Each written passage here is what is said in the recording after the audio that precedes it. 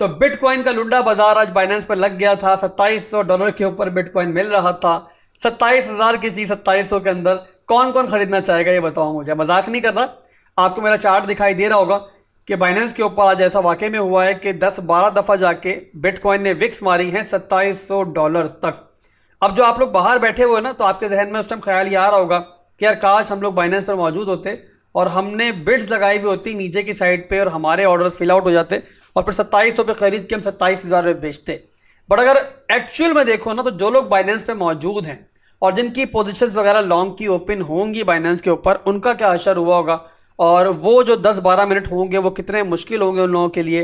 कैसे वो लोग बेचारे भागम भाग पहुंचे होंगे, अपने अपनी ऐप्स अपने ओपन की होंगी और वहां पर देखा होगा कि यार हमारी पोजीशन लिक्विडेट तो नहीं होगी। लोगों की जमा पूंजी होती है, जिंदगी भर की कमाई होती है जो लोग यहाँ पे ट्रेडिंग कर रहे होते हैं।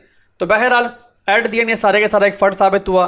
सीजी फिर सामने आया और उसने ये बताया कि सारे का सारा जो है सिर्फ एक चार्ट के ऊपर एरर था, डिस्प्ले करने में प्रॉब्लम हुई है, अदरवाइज ट्रेडिंग जो है वो नॉर्मली चल रही है। किसी को ना तो लिक्विडेट किया गया है और ना ही किसी की स्टॉप लॉस जो है इस रीजन की वजह से खाए गए हैं।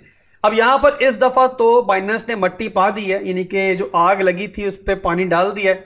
बट सोचो कि अगर वाकई में एक्चुअली में जो एरर इनका चार्ट के ऊपर आया है अगर ट्रेडिंग के अंदर आ जाए तो बाइनेंस किस किस का नुकसान पूरा करेगा। अब ऐसा नहीं कि बाइनेंस पे ऐसा कभी हुआ नहीं है, बहुत दफा माजी में हम देख चुके हैं जहां पर वाकई में एक्चुअल में विक्स मार के लोगों की पोजीशंस को उड़ाया भी गया है और इसमें मैं भी शामिल हूं। माजी में मेरे साथ भी ऐसा हो चुका है, अभी की बात नहीं है, पुरानी बात है। बट बहरहाल माजी में मेरे साथ ऐसा हो चुका है कि बाइनेंस के ऊपर मेरी जो एक पोजीशन थी वो भी सिर्फ विक की वजह से उड़ गई थी, जो कि वैसे नॉर्मली हालातों में अगर मैं देखूं तो उड़ने का सवाल ही पैदा नहीं होता।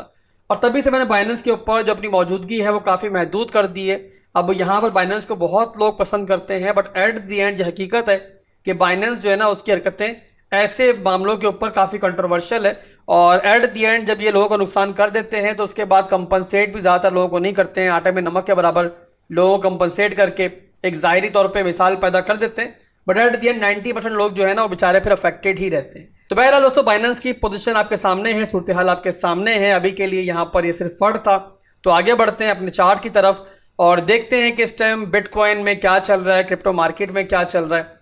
आप लोग जानते हो कि कल मैंने एक रात में वीडियो बनाई थी और इससे पहले मैंने टेलीग्राम डिस्कॉर्ड पर भी आपको एनालिसिस दिए थे कि यहाँ से मैं डाउनवर्ड की जो मूवमेंट है वो एक्सपेक्ट कर रहा हूँ। तब बिटकॉइन चल रहा था 27,200 से लेके 300 के लगभग चल रहा था, उसी के दरमियान ट्रेड कर रहा था, 10 ऊपर क्या तो 10 नीचे क्या, बट बहरहाल यही रेंज चल रही थी। तो वहां पर मैंने आपको एनालिसिस दिए थे कि बिटकॉइन की डाउन साइड की मूव मैं एक्सपेक्ट कर रहा हूं। क्या रीजन दिए थे, दोबारा रीजन बता दूं मैं आपको। तो हमारे पास दोस्तों यहाँ पर ऊपर का जो एरिया है ना, ये वाला जो एरिया है, यहाँ पर हमारे पास एक मंडे हाई का एसआर जोन है। इसके अलावा डेली के अंदर हमारा एसआर जोन है 28,000 के लेवल पर और इसके अलावा यहाँ पर हमारे पास एक बेरिश ऑर्डर ब्लॉक का एरिया भी है।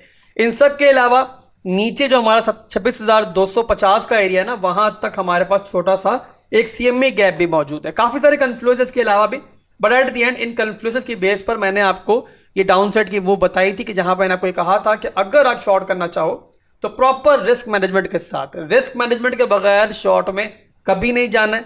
मैं हमेशा समझाता हूं आपको।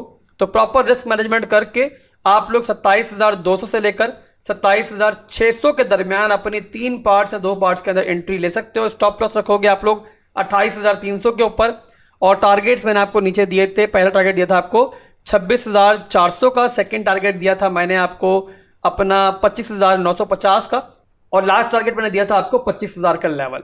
तो ये दोस्तों एक हमारी शॉर्ट की कॉल थी जो मैंने आपको दी हुई है और वो फिलहाल भी चल रही है।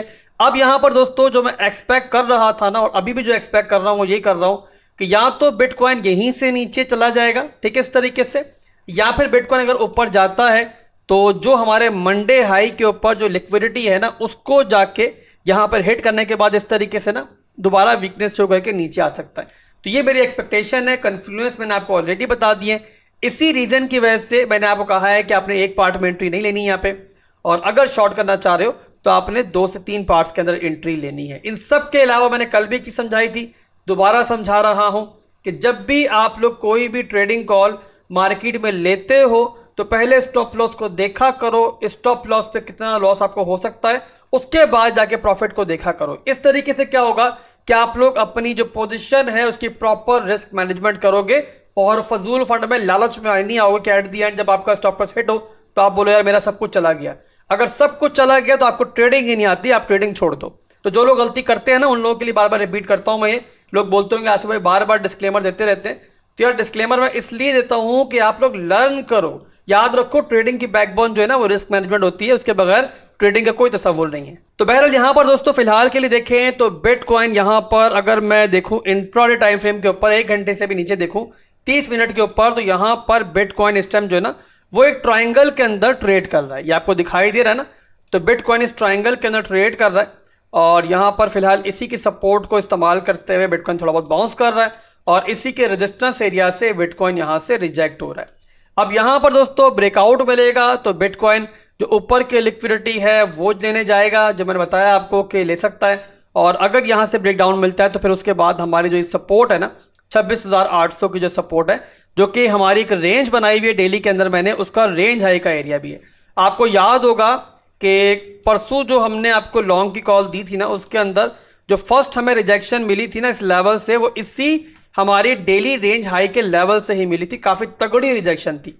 तो यहाँ पर कितनी जल्दी बिटकॉइन नीचे जाता है उसका सारे का सारा दारोमदार जो है ना वो इसी सपोर्ट के ऊपर है। 26,800 की जो हमारी सपोर्ट है, अगर बिटकॉइन इसको तोड़ता है फौरी तौर पे तो बहुत जल्दी आपको हमारे फर्स्ट टारगेट को हिट करता हुआ दिखाई देगा। तो ओवरऑल आप कह सकते हो कि नीचे की तरफ जाने के लिए जो वाहिद दरवाजा है अभी फिलहाल हमारे पास वो 26,800 का लेवल है, तो इस पर नजर रखो। अब जिन लोगों ने शॉर्ट की एंट्री ली है उनमें से ज्यादातर लोग तो खैर ऐसे ही हैं और सही कर रहे हैं वो लोग कि वो अपने पेशेंस के साथ अपने लेवल्स का वेट कर रहे हैं। अगर बिटकॉइन ऊपर जाएगा थोड़ा सा तो वो अपनी एक और एंट्री लेके अपनी एंट्री को एवरेज डाउन करेंगे और स्टॉप लॉस वो ऑलरेडी लगाकर बैठे हुए हैं। इसके अलावा नीचे जाएगा तो प्रॉफिट उन्होंने बुक करना है फर्स्ट टारगेट के ऊपर। बट कुछ चीतें मेरे ऐसे भी हैं जिनको सब्र नहीं है और उन्होंने अपने प्रॉफिट के स्क्रीनशॉट मुझे भेजे हैं जहां पर अपनी पोजीशन का कुछ हिस्सा उन्होंने यहां पर नीचे क्लोज किया होगा, जब नीचे उन्होंने सपोर्ट बनते हुए देखी होगी और दोबारा ऊपर आने पे दोबारा बाइंग कर रहे हैं, तो उन्होंने यहां पर स्कैल्पिंग का मौका भी हाथ से जाने नहीं दिया। तो दोनों तरह के लोगों की अप्रोच अच्छी है। उन लोगों की भी जो स्विंग लेवल का वेट कर रहे हैं पेशेंस के साथ तो वो भी सही कर रहे हैं, और जो लोग यहाँ पर दोनों तरह की ट्रेडिंग कर रहे हैं यानी कि स्विंग ट्रेड के लिए पोजीशन कंटिन्यू रखी हुई है और अगर उनको मौका मिल रहा है स्कैल्पिंग का तो वो भी हाथ से जाने नहीं दे रहे। तो बहरहाल दोस्तों यहाँ पर आप लोग जिस तरह चाहो ट्रेडिंग कर सकते हो। आपको लेवल्स वगैरह सारे मैंने बता दिए हैं और क्या मैं एक्सपेक्ट कर रहा हूँ वो बिल्कुल वन साइडेड मैंने बता दी। तो फिलहाल के लिए दोस्तों जो मेरे 22 कल थे वही आज भी हैं, कोई चेंजिंग उनके अंदर नहीं है। मार्केट में कोई भी चेंजिंग होगी तो मैं इंशाल्लाह एक नई वीडियो बना के आपको जरूर बताऊंगा। अभी के लिए आपसे इजाजत चाहूंगा, दुआओं में याद रखिएगा। अल्लाह हाफिज़।